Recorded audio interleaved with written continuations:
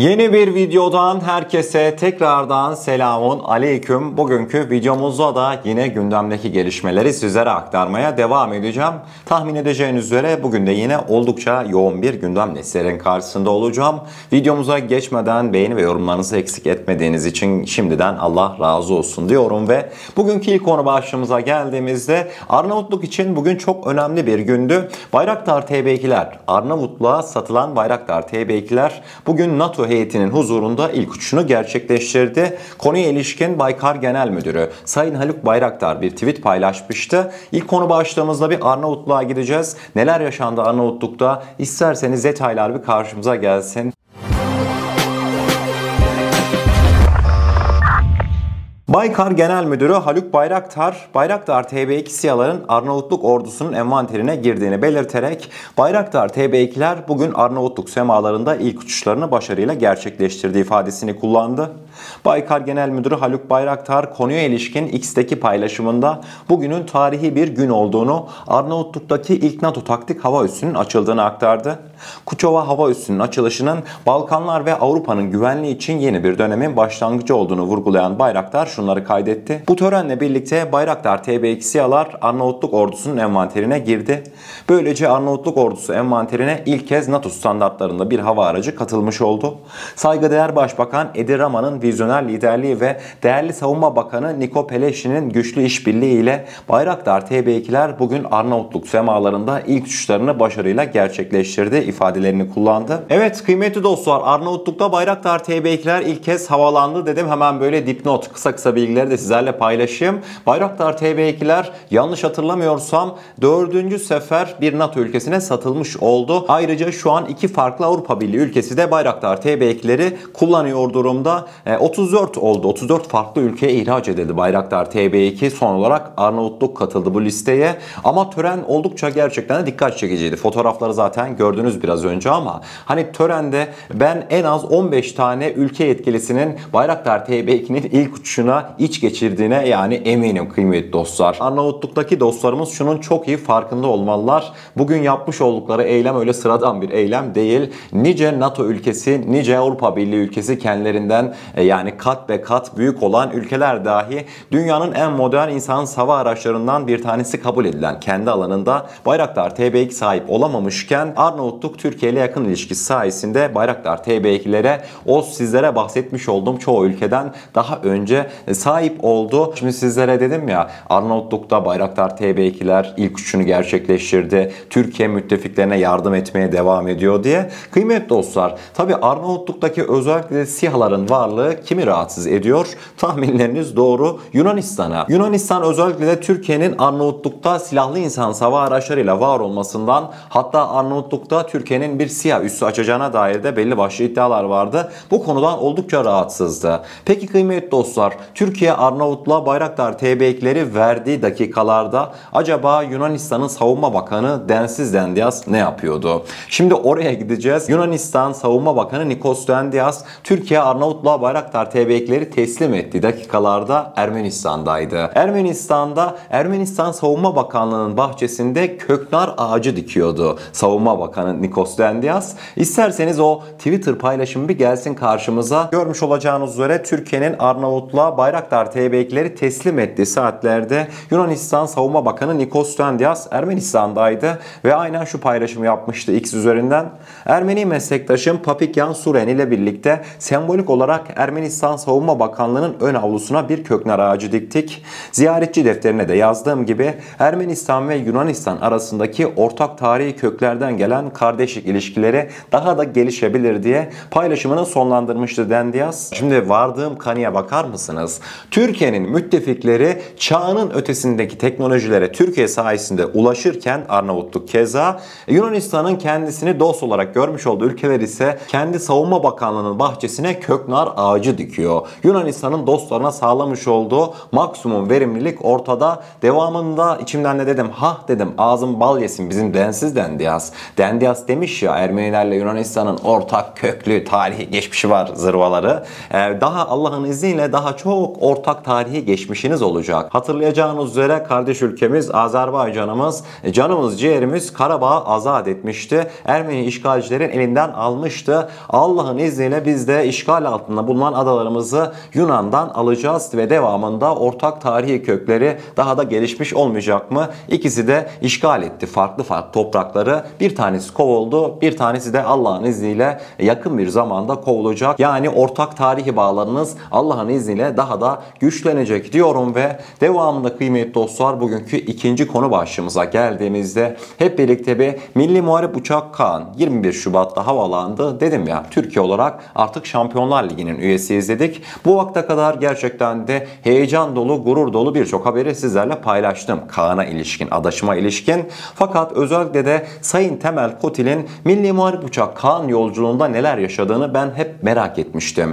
Yani Temel Kotil de pek özelini açmamıştı. Fakat geçtiğimiz günlerde Türk medyasına önemli bir röportaj verdi Temel Kotil, müjdelerin adamı. Milli Muharip Uçak'taki Kaan başarısı evet tartışılmaz bir gerçek ama bu başarı nasıl yakalandı? Temel Kotil geçmişinde neler yaptı? Kaan'ı tasarlayan, geliştiren Türk mühendisler nasıl bulundu? Projeye nasıl dahil edildi? Bunun gibi gerçekten de çok özel soruları cevaplandırdı Temel Kotil. Detaylar bir karşımıza gelsin. TUSAŞ Genel Müdürü müjdelerin adamı Temel Kotil Türk medyasına önemli bir röportaj vardı demiştim. Ben o röportajı sizler için bayağı detaylıca üstünde durdum. Kenara köşeye de güzelce notlar yazmıştım. Onları sizlerle paylaşacağım. Mesela Temel Kotil'e Kaan yapılırken sizi en çok zorlayan ne oldu? Sizi uykusuz bırakan ne oldu diye bir soru sorulmuştu. Müjdelerin adamı ise aynen şu cevabı verdi. Ben bu gençleri yetiştirmede zorlandım. Biz bunlara özel eğitimler verdik. Şimdi 64 yaşında bir mühendisim. Makigan Üniversitesi'nde bir master, bir doktora eğitimi aldım. İstanbul Teknik Üniversitesi'ni bitirdim. Öğrencilik yıllarında uyumazdım. Gece ışık yanar, kullanma kılavuzları okurdum. Sabah olmadan derse gitmeden öğreneyim diye. Almanlar da böyleydi, İngilizler de böyleydi. Ben 30 yıl önce bunu yaptım. Şu anda genel müdür olarak değil, mühendis olarak konuşuyorum. Şimdi gençlere bunu veriyoruz. Çalışmayı, uykusuz kalmayı ve başarmayı diye gerçekten de duygu dolu ifadeler kullanmıştı. Hemen devamında Temel Kotil özellikle de bu Milli Muharip Uçağın yazılımı bileceğiniz üzere Türk mühendisler tarafından geliştirildi ya. Hani bu başarı bir anda yakalanan bir başarı değil. Bu konuya dair de aynen şu ifadeleri kullandı. Milli Muharip Uçak projesine geçmeden önce iki tane yazılım aldık. Bir tanesi Rafael Dassault dizaynı, diğeri de Siemens'in bir ürünü.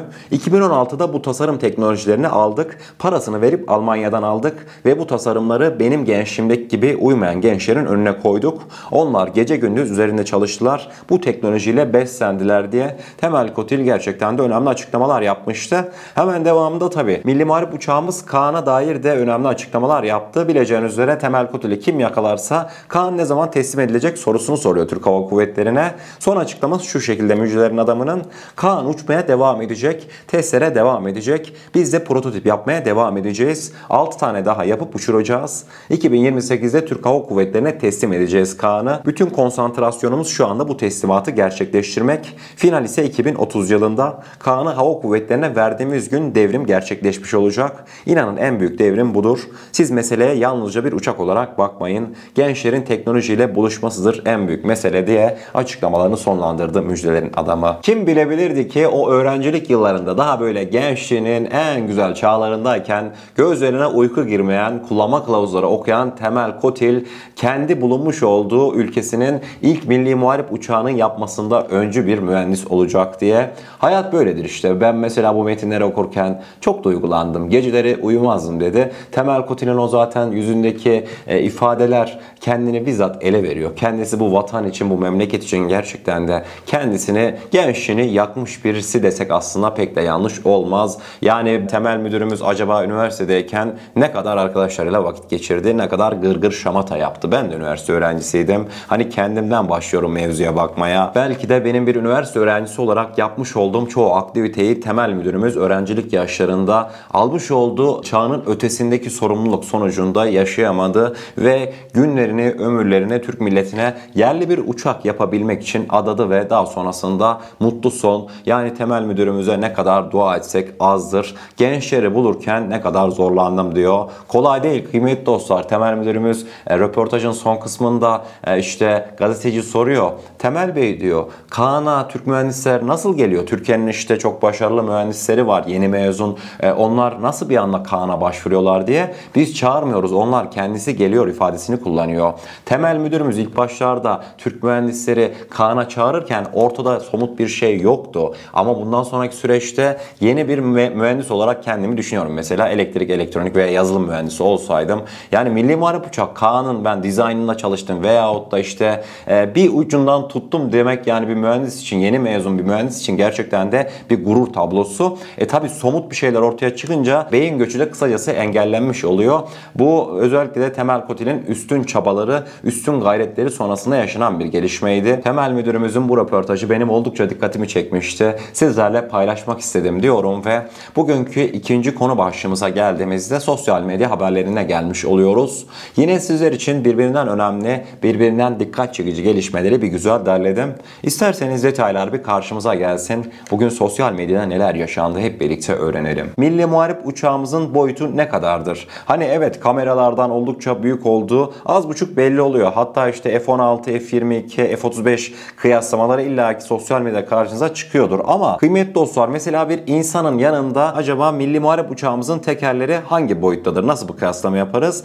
Buna ilişkin çok önemli bir fotoğrafa ulaştım. Görmüş olacağınız üzere bir mühendisimiz Milli Muharip uçak yine Kaan'ın geliştirme çalışmalarına devam ederken fotoğrafı çekilmiş kendisinin. Yani tekerlek bu vaziyette. Yani neredeyse insan boyunun yarısı kadar Milli Muharip uçağımız Kaan'ın tekeri mevcut. Güvenlik endişesinden dolayı ben yüzünü birazcık karalamak istedim. Mühendisimizin yüzü normalde netti. Ben güvenlikten dolayı karalamak istedim. Çünkü bu projede emeği geçen, yani teknik personel çaycısına kadar bence herkes oldukça kıymetli. Yani pek ben deşifre etme taraftarı değilim. O yüzden yüzünü karaladım mühendisimizin. Kıbrıs Kilisesi Başpiskopostu bir açıklama yaptı. Dedi ki Türkiye Kıbrıs'ın tamamını işgal etmeyi planlıyor. Eğer Helenizmin bu son kalesi düşerse, Kıbrıs'tan bahsediyor, tüm Yunanistan'ın yok oluşu başlayacak diye Başpiskopos böyle bir açıklama yapmıştı. Devamında kıymetli dostlar, sözde o müttefiğimiz Amerika Birleşik Devletleri var ya, yine terör örgütüyle yatıp terör örgütüyle kalkmaya devam ediyor.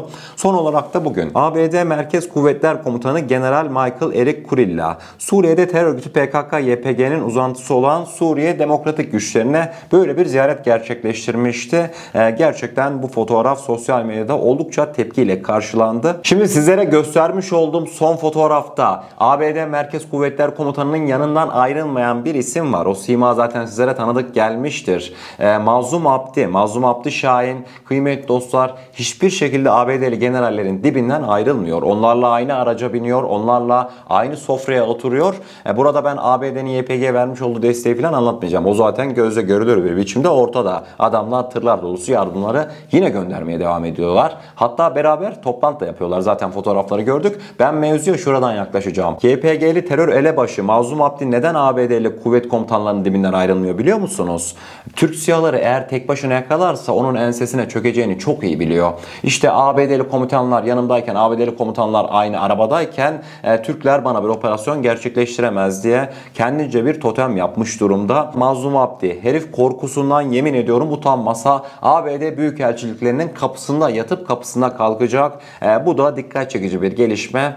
Ne zaman ki biz bunu tenhada yakalarsak zaten yani bu adam her yere ABD'lilerle gidecek hali yok. Uygun bir zamanı evelallah Milli İstihbarat Teşkilatımız, o havadaki gözcülerimiz var ya, Akıncısından tutun TB2'sine kadar, daha bugün yine Süleymaniye'de bir operasyon var. Artık monotona döndü. İlla ki bu Mazlum Abdi'yi de uygun bir vaziyette biz yakalayacağız. Daha sonrasında gereken icaba bakacağız diyorum ve bugünkü bana ayrılan sürenin de sonuna gelmiş oluyoruz. Eğer kanalımıza ilk defa gelmekteyseniz kanalımıza abone olarak bizlere destek olabilirsiniz. Videomuza gerçekten beğenmişseniz aşağıda bulunan beğen butonuna basarsanız bizleri oldukça mutlu edersiniz. Ne diyelim o zaman? Kendinize çok iyi bakın. Allah'a emanet olun. Her şey istediğiniz gibi olsun. Sağlıcakla.